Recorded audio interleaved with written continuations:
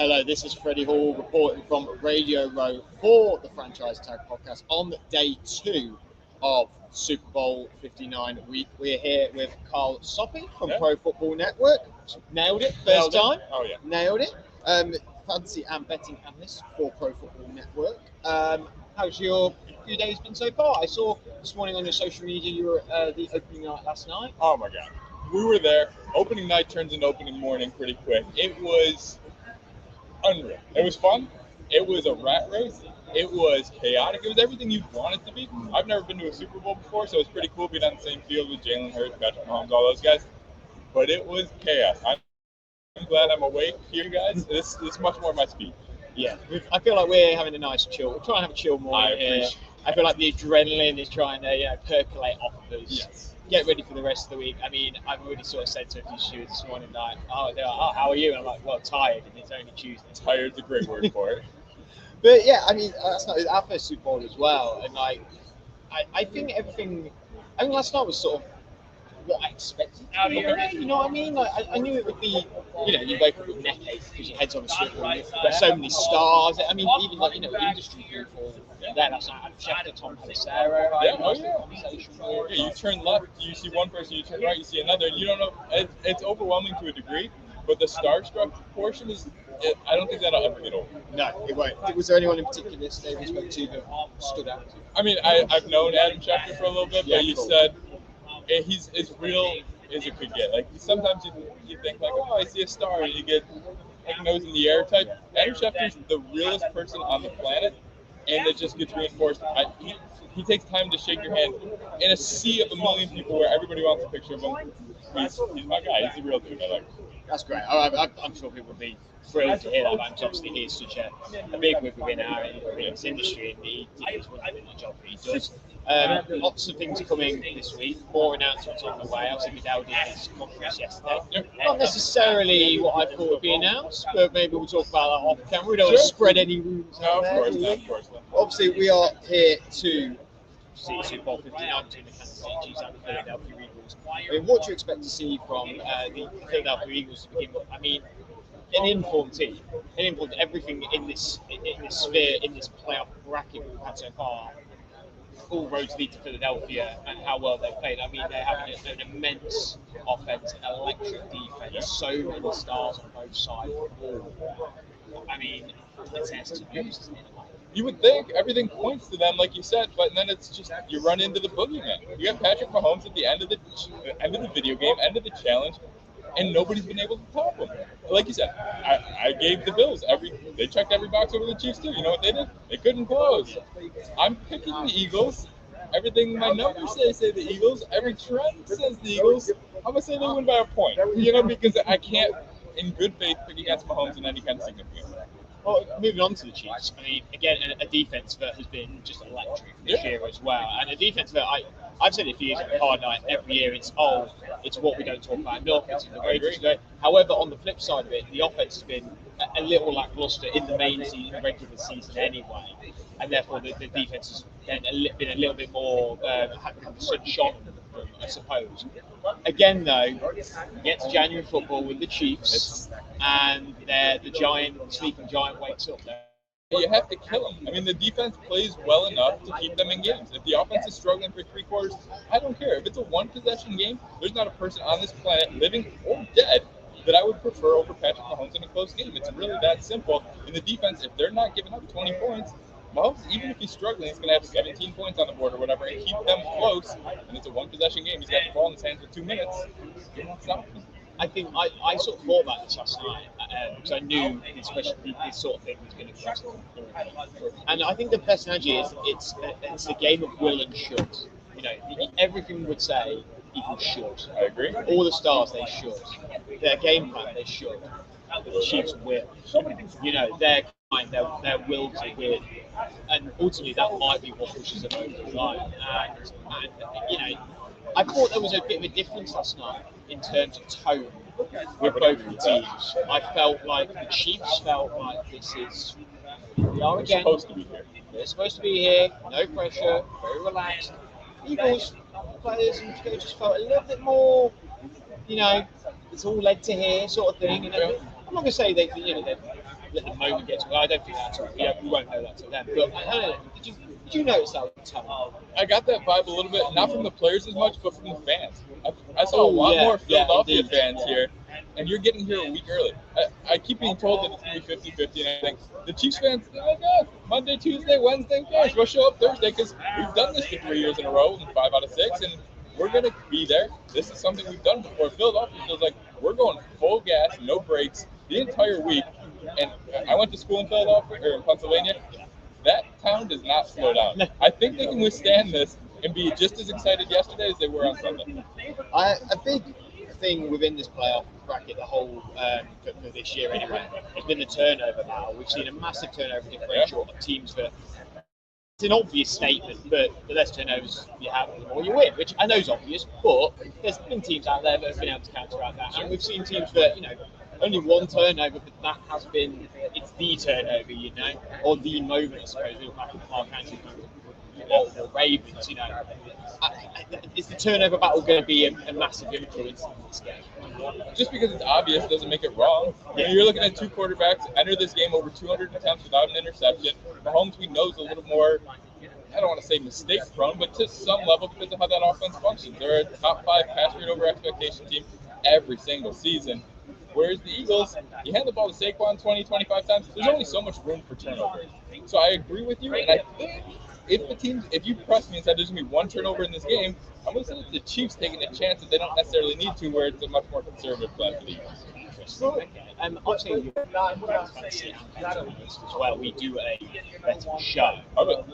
How's the year been? Are we up or down? We're up. We're up. I'm not retiring. I'm still on this. Okay. Don't get me wrong. I still got to be here, but we're up. We're doing so far so good. It's a long haul, and that's what people get bogged down with. You get one game like the Super Bowl. People want to go crazy and you want to make a lot of bets and put a lot of your bankroll on a single game. But at the end of the day, you're talking a single sample size. We're talking over 250 games. Literally anything could happen. I can give you all the edges you want. That doesn't mean what's going to happen on the field for 60 minutes. So I like my bets. You might like yours over the course of one game. Who knows? Over the course of a full season, you're like, I think they're coming out.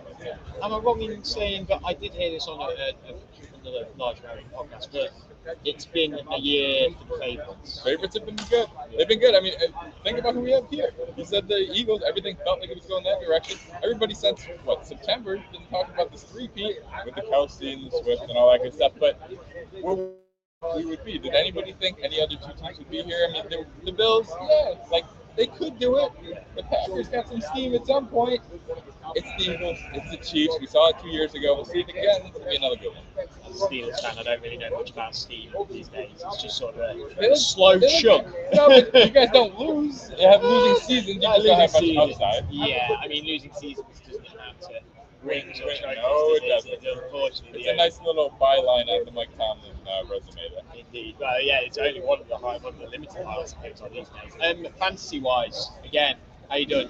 I feel like as a fantasy analyst, are you in crazy amount of leagues? I was in way more. I've dialed it back because I've been in this profession for a little bit. You get to the point where it's overwhelming, and then your name's on something that you can't really pay attention to.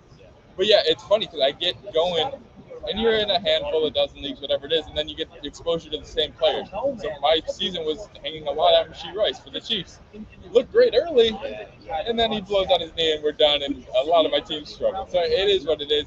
I like giving advice more than I like playing. That's a nice way to think. Yeah, because I mean, my team's got 12 guys on it.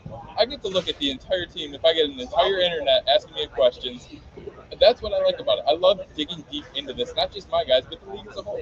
I'm a bit of fantasy purist. Okay. I'm a two league guy, and it's one's a redraft and one's a dynasty. Okay, that's like. Yeah, which I was fair. And my redraft was like my entry into NFL, because I thoroughly believe that from the UK perspective, fantasy soccer is so large in the UK, but if more people want to get to the NFL, it's not just about watching the game or choosing a team. If you choose fantasy, it's a platform. Yeah. You have to watch every game. It's a gateway. It's a gateway to be able to do even more. But I did absolutely terribly in my redraft. I think Dynasty overtook it. my intuition this year. I think I was like all in on Dynasty, and I sort of left week after sort of wrong. I didn't come last. Okay. So you missed the punishment or anything like that, but that's the beauty of redraft. Yeah. Next year's a new year. So again, this year means nothing for 2025. And then on Dynasty, actually Sky Pank, who's with us this week, he's not coming this morning, but I played him fine. I lost, but I went all in. I traded for Derrick Henry. I went big on getting Justin Jefferson in, and now I'm in a bit of a weird moment of, right, do I just blow this up and start again? I've got some pieces. I've got Jameer Gibbs, CJ Stroud, Justin Jefferson. You're doing okay. The problem is you look at my bench and it's really low. Yeah. Oh, I went all out on trading picks. I mean, given the age of those guys, you might have another year. If we can get another King Henry season where he's scoring 15, 20 touchdowns, I think so. Try to build out that bench with some youth. I think you can do it. The problem is that everyone. Well, I have no picks in this group, but also as well, you know, the Sharks come swimming around the blood when they know that you need to probably do some selling. And I've had already multiple offers, multiple DMs of what you doing next season. You have to think about, you know, I've already had a Justin Jefferson offer, but it was 2 first-round picks. Rico Dowdle, Jalen Reed, and Jalen Hyatt, I think he put in. Okay. Or it might have been the lad at the Patriots. The really young ones. I'm running out of, It sounds like I always get a bit confused with Jalen Hyatt. I'll come with it. Jalen Polk. Yeah, thank you. That's the one. What do you think about Upper? I think it's impressive. I mean, there's a lot of rebuilding. I mean, it's Justin Jefferson. It depends what you think about Rico Dowdle. If he's going to be the lead there, it looks that way. They were willing to give him, who's the receiver? Jaden Reed? Jaden Reed. I was disappointed with him this year. I think he's the number 1 in Green Bay, but he didn't really separate himself. He's a great yak guy. He's a good run after catch. I think he could be what Zay Flowers is for Baltimore. Yeah. Which is some upside. And with Jordan Love, if he can take that next step, I don't see why he can't be an 80 catch, 1,100-yard kind of guy. We got to get there, though. I was hoping we'd take steps forward. Didn't really do that. I'm a Packer fan, so I watch way too much Jaden Reed. Wasn't there this year. I'm still holding out hope. I'm holding my stock on Jaden Reed. So I'm okay with considering that. And the way with Dynasty offers, send something back. Send something close, and maybe you get a future second-round pick, or you can upgrade Rico Dowdle, or you can do something. There's a conversation, and that's the thing with Dynasty. You have the next, 7 months to iron this out? There's no rush. Well, the person who offered me that is Adam, who's one of our co-hosts on this, and he's also a Green Bay Packer fan, and he also is just relentless with trade. I mean, we like text each other going like, has he done it again? And you're like, yeah, he's done it again. And his secret, and I'm going to expose him, I don't care. That's okay. His secret is he'll send you an offer once, and you're like, yeah, whatever. And then that red notification will just stay, it'll come back and back until he just beats you into submission where you give in. There's a few trades where I've gone, you guys have given in. You've just gone, enough's enough. I don't need you texting me every day. I don't need the red notification saying one offer on the table. I just want the closure here. So he's very smart in that way. I don't know. Maybe I should take a leak out of his. No, it's an aggressive style. It can rub people the wrong way depending on what league you're in. But we'll see where it goes. It's not the most fan favorite way of playing, but it is a style. And I can't fault somebody for being aggressive and doing what they love. This is a passion for us. I'm lucky enough to work in this industry, but I'm not dumb enough to say this isn't just a game that we all enjoy and have fun doing. Exactly. First time in New Orleans? First time ever. Not a big traveler. No, not a big traveler. You enjoyed it so far? I am. My wife's coming to town a little later in the week. She's a big traveler. So she'll take me around. We'll learn the ropes. But it's a beautiful city. It's beautiful temperature. Back home, I'm from upstate New York. I had to shovel out to get to the airport. We get here, it's 70 and sunny. I'll take it. Yeah, I mean, I found it's not as tall as other American cities. I was in Chicago in the summer, and it's massively tall. I say upstate New York, but New York is very tall. It's sort of a bit more flat and a bit more laid out, but nothing's far away in a way. You know, it's all quite accessible, isn't it? Yeah, it's all quite lovely and accessible, and the hospitality here has been fantastic, and the people have been lovely. It's quite strange for a Brit to be walking home at night with people on their front porch just saying good night to you. That's a bit of an odd thing for us, but it's lovely. It is. I have a friend from here, and he was that way. And I'm like, oh, maybe his name was Chompy. Maybe he's just a good dude. It turns out no. I mean, he is, but it might just be where he's from. Like, this is awesome here. The people are amazing. I went to Canada for a little bit. They're awfully nice people too. It's kind of like that for me. And I can't be around friendly people too often. That's okay by me. Two more, one more NFL thing, and then we'll end on and see. I think who's going to win on your score prediction. What would you say is the biggest moment of the season? For me personally, or Yeah. the NFL season? Well, NFL season. NFL season. I mean, for me, it's been Saquon Barkley. Yeah. Chasing history. I went to Penn State. He's a Penn State guy, so we're a little tied there. But I mean, running for over 2,000 yards, doing what he's done in the playoffs, and it's oh my god.